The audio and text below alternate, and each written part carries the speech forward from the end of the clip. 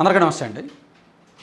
ఏది ప్రశ్న, ఏది విమర్శ, ఏది నిలదీత, ఏది విద్వేషం, ఏది రెచ్చగొట్టడం, ఏది ఉసుగొల్పడం, వీటికి తేడా తెలుసు, అందరికీ తెలుసు. కానీ ఎవరికి వాళ్ళు ముసుగేసుకొని ఆ ముసుగులో బతికేస్తున్నారు. ఇప్పుడు ప్రశ్న రావణ్ అలియాస్ జోసెఫ్ బచ్చలకూరి అతన్ని అరెస్ట్ చేసి పోలీసులు ఊపా చట్టం కింద దేశద్రోహం కేసులు నమోదు చేసి అరెస్ట్ చేసి రిమాండ్కు పంపించారు. ఇది నిజంగా ఒక యూట్యూబర్ మీద ఇంత తీవ్రమైన అభియోగాలు నమోదు చేయడం దేశంలో ఇదే ఫస్ట్ టైం. అది బాధాకరం. అయితే దీనికి పోలీసుల దగ్గర ఉన్న ఆధారాలు ఏంటయ్యా అంటే, అతను తన ఛానల్లో చేసిన అనేక వీడియోల్లో ఈ తరహా ప్రసంగం చేశాడు అనేది పోలీసుల వాదన. నేను ఇప్పుడు ఈ వీడియోలో అంటే అతన్ని సమర్థించే వాళ్ళు ఏమంటారు, రావణ్ గారిని సమర్థించే వాళ్ళు ఏమంటారు, ప్రకాష్ రాజ్ గారు, తులసి చందు కానీ, లేదంటే ప్రొఫెసర్ నాగేశ్వర్ గారు, అంటే చాలామంది ఏమంటారు, వైసీపీ వాళ్ళు చాలామంది ప్రశ్నిస్తే అరెస్టులు చేసేస్తారా, ప్రశ్నిస్తే దేశద్రోహం కేసు పెట్టేస్తారా అని అంటున్నారు. అసలు ఏది ప్రశ్నించడం? అతను మాట్లాడే మాటలు, అతను చేసిన వీడియోలు ప్రశ్నించేలా ఉన్నాయా? అసలు ఏది ప్రశ్నించడం? పవన్ కళ్యాణ్ గారు, మీరు ఒకప్పుడు లెఫ్ట్ భావజాలంతో ఉన్నారు, ఇప్పుడు రైట్ భావజాలానికి వచ్చారు, ఎందుకు ఇలా మారుతున్నారు? పవన్ కళ్యాణ్ గారు, మీరు ఈ హామీ ఇచ్చారు, పలానా కర్నూలుకి చెందిన పలానా కుటుంబానికి మీరు న్యాయం చేస్తామని హామీ ఇచ్చారు, కానీ చెయ్యలేదు. ఇది ప్రశ్నించడం. పవన్ కళ్యాణ్ గారు, మీరు ఇచ్చిన హామీలు నెరవేర్చట్లేదు, ఇది ప్రశ్నించడం. మనం ప్రశ్నించవచ్చు, లేదా నిలదీయొచ్చు కూడా. ఎస్, నిలదీయొచ్చు, విమర్శించవచ్చు. ఇప్పుడు పవన్ కళ్యాణ్ గారిని ఇదిగో మేము విమర్శించలేదా, ఇదిగోండి ఈ నెల మ్యాగజైన్లో మేము రాసాం, ఇదిగోండి మా గుండు సూది మ్యాగజైన్ వచ్చింది, ఎమోషన్స్ మిస్యూజ్ చేస్తున్నారు, జనసేనలో కొత్త మార్పులు, విరుద్ధమైన భావజాలం సిద్ధాంతం, సందర్భానికి తగ్గట్టు ఎప్పటికప్పుడు మార్పులు, క్లారిటీ లేని పవన్ రాజకీయం. ఇదిగో ఇందులో టైం లైన్ కూడా పెట్టాం, టైం లైన్ విశ్లేషణ, భావజాలం మార్పులు, ఒకప్పుడు వామపక్ష ధోరణి, ఒకప్పుడు న్యూట్రల్ స్టాండ్, ఒకప్పుడు లెఫ్ట్ వింగు, ఇప్పుడు రైట్ వింగు, సనాతన ధర్మం, ఇవన్నీ కూడా విమర్శ. ఇవి విమర్శ కిందకు వస్తాయి. కానీ విమర్శించవచ్చు, మీరు ప్రశ్నించండి, లేదా విమర్శించండి, లేదా నిలదీయండి, కానీ అంతకు మించి వెళ్ళకూడదు. ఇప్పుడు రావణ్ చేసింది అదే. పర్సనల్గా టార్గెట్ చేశాడు అతను, అండ్ విద్వేషాలు రెచ్చగొట్టేలా మాట్లాడాడు అతను. అది దాన్ని ప్రశ్నించడం అనరు. సనాతన ధర్మాన్ని సనాతన ధర్మం అని అంటున్నారు కొంతమంది అని చెప్పడాన్ని ప్రశ్నించడం అనరు, నిలదీయడం అనరు, విమర్శించడం అనరు. దాన్ని విద్వేషం అంటారు.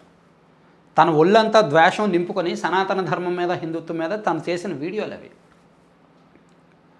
అండ్ పిఠాపురంలో ఒక సంఘటన జరిగినప్పుడు చాలా సెన్సిటివ్ ఇష్యూ అది అక్కడికి వెళ్ళిపోయి ఆ ఒక కులస్తులతో మాట్లాడి, మరో కులం వివరణ తీసుకోకుండా ఒక కులస్తులతో మాట్లాడి దాన్ని మాత్రమే ప్రజెంట్ చేయడాన్ని విద్వేషాలు రెచ్చగొట్టడం అంటారు. పిఠాపురంలో కానీ లేదా కైకలూరులో కానీ తను చేసింది అదే. అండ్ హిందూ మతాన్ని, ఆ మనోభావాల్ని దెబ్బతీల్చేలాగా శ్రీరాముడు గురించి, రామాయణ ఇతిహాసం గురించి కొన్ని సందర్భాల్లో, అండ్ ద్రౌపది గురించి కూడా ఈ ఇతిహాసాలను, ఈ గాథలను అతను వక్రీకరిస్తూ చాలా వ్యంగ్యంగా, చాలా దారుణంగా మాట్లాడాడు. ఇది కూడా విద్వేషపూరిత ప్రసంగం కిందకే వస్తుంది, మనోభావాలు దెబ్బతీసే ప్రసంగం కిందకే వస్తుంది. అండ్ మరో సందర్భంలో మావోయిస్టు హెడ్మాన్ కేశవరావు వాళ్ళ ఎన్కౌంటర్ సమయంలో అనుకుంటా, వాళ్ళకి తన స్టూడియోలో తన నివాళులు అర్పించాడు. నివాళులు అర్పిస్తూ వాళ్ళ గురించి మాట్లాడే క్రమంలో దాన్ని పెంచి పోషించినట్టు, నక్సలిజాన్ని ప్రోత్సహిస్తున్నట్టు మాట్లాడాడు. అది రెచ్చగొట్టడం, ఉసుగొల్పడం దీని కిందకు వస్తుంది. ఆ నక్సలైట్ని ప్రేరేపించడం కిందకు వస్తుంది. సో ఇలా తన ఛానల్ పేరు ప్రశ్నతో, సో తను చేయాల్సింది ప్రశ్నించవచ్చు. ప్రశ్నించడం పీక్స్కి వెళ్తే నిలదీత అవుద్ది. సో నిలదీయచ్చు. సార్ మీరు చేస్తానన్నారు సార్, చెయ్యలేదు, మీరు ఈ హామీ ఇచ్చారు చెయ్యలేదు, అది ప్రశ్నించడం. అయ్యా మీరు చేస్తానన్నారు కానీ చెయ్యలేదు, మీరు ఇంక చెయ్యరు, మీరు ఇంతే, మిమ్మల్ని నమ్ముకొని వేస్ట్, మేము వేరే చూసుకుంటాము, సో మీరు ఎప్పుడు మాట తప్పుతారు అని చెప్పి అగ్రెసివ్గా మాట్లాడడం నిలదీయడం. ప్రశ్నించడం వరకు ఓకే, పోనీ పీక్స్కి వెళ్తే నిలదీయడం వరకు ఓకే, విమర్శించడం వరకు ఓకే.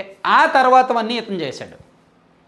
విద్వేషంతో మాట్లాడాడు, విద్వేషాలు రెచ్చగొట్టాడు, సెటైరికల్గా మాట్లాడాడు, టార్గెట్ చేశాడు, వ్యక్తిగతంగా రెచ్చగొట్టాడు, ఉసిగొల్పాడు, ఇవన్నీ జరిగాయి. సో ఇప్పుడు దేశద్రోహం ఏది? అసలు దేశద్రోహం ఇవన్నీ చేసినప్పుడు దేశంలో నక్సలైట్లను మేము మార్చి 31, 2026 నాటికల్లా దేశంలో నక్సలిజం లేకుండా చేస్తామని చెప్పి కేంద్ర మంత్రి గారు ప్రకటించారు. సో దాన్ని ఇతను ప్రోత్సహించేలాగా తన ఛానల్లో ఒక వీడియో చేయడం వలన ఇతను నక్సలిజాన్ని ప్రోత్సహిస్తున్నాడు అని కేసు పెట్టారు గన్నవరం పోలీసులు. ఇది దేశద్రోహం కిందకు వస్తుందా రాదా? సో అంటే నేను ఆ వీడియోలు చూపించలేను, కానీ అతను చేసిన వీడియోల్లో మొక్కలు సోషల్ మీడియాలో చాలా వరకు వైరల్ అవుతున్నాయి. వీలైతే మీరు చూడండి, ట్విట్టర్ ఓపెన్ చేస్తే అతని వీడియోలే చాలా వస్తున్నాయి. అతను ఏ వీడియోల్లో ఎప్పుడెప్పుడు ఏమేమి మాట్లాడాడు అనేది వీలైతే అవన్నీ చూడండి. ఎవరైనా ఇంత దారుణంగా మాట్లాడా అని ఎవరికి వాళ్ళకి అనిపిస్తుంది అనమాట. సో అతన్ని ప్రోత్సహించడం అంటే హిందుత్వాన్ని వ్యతిరేకించడమే. అతను ఒక ప్యూర్ లౌకికవాది లేదా హేతువాది అనుకున్నా. తనను తాను హేతువాదిగా చెప్పుకుంటాడు, లేదా ప్యూర్ సెక్యులరిజం అంటే ఈయన ప్రొఫెసర్ నాగేశ్వర్ కావచ్చు, లేదంటే ఆయన ఎవరు ప్రకాష్ రాజ్ కావచ్చు, వీళ్ళందరూ కూడా కమ్యూనిజం భావజాలతో ఉంటారు. సో ఆ భావజాలమేమో అనుకున్నాను. కమ్యూనిజం భావజాలంతో ఉండటం వరకు కరెక్ట్ కాదు, కానీ అది నక్సలిజానికి వెళ్తేనే సమస్య. సో కొంతమంది కమ్యూనిజం భావజాలంతో ఉన్నవాళ్ళు అక్కడితో ఆగిపోతున్నారు. ఆ కమ్యూనిజం భావజాలం ఉన్నవాళ్ళు పీక్స్కి వెళ్ళిపోయి నక్సలిజం వైపు వెళ్ళిపోతున్నారు. అది సమస్య. సో ఇక్కడ ప్రశ్న రావంతో వచ్చిన సమస్య అదే. తను చేసిన వీడియోలన్నీ కూడా పోలీసులు చూసి అతను ఏ వీడియోలో ఏ టైంలో ఏం పదం వాడాడు, దానివలన నష్టం ఏంటి అనేది కూడా పోలీసులు నోట్ చేసుకున్నారు.